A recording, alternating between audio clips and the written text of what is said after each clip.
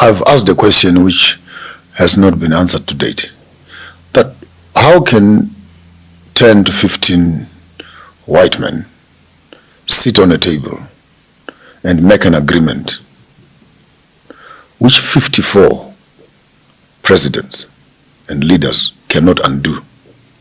What is it that such a small group of united Europeans can take a ruler and cut your continent to pieces?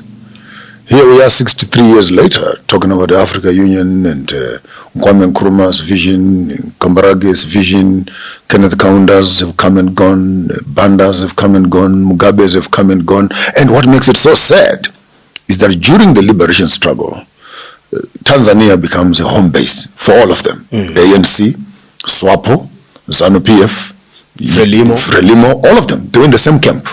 They all were agreeing as comrades, let's go back and liberate our countries. But immediately all of them go back to their countries. They've become enemies of each other. So are we only friends at war and we're enemies at peace?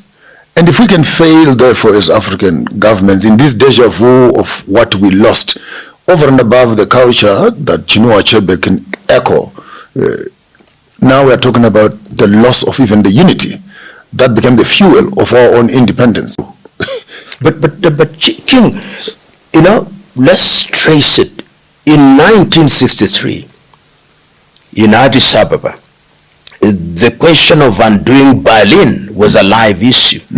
And if you look at the early debates, there are those who said, let us undo the boundaries. And then it was examined, and they argued that if we started undoing the boundaries, there would be great conflict because the neo-colonizer is still with us.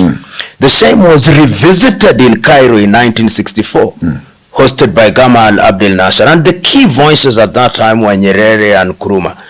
Nkrumah believed that these boundaries were temporary because Africa was going to unite anyway. So his argument was, well, these are only going to be boundaries for purposes of administration, and the doctrine of inviolability of inherited boundaries was then drilled down. Little did he know that these were the things that were going to be gridlock and paddocks that would hold us together. So in 1965, when he convenes a meeting in Accra, he himself takes the view, and Nyerere speaks about it on 6th of March 1997. He says that they thought that they would come out of that meeting saying there is a United States of Africa. But the neo-colonizer was thinking differently, and a year later Nkrumah is overthrown.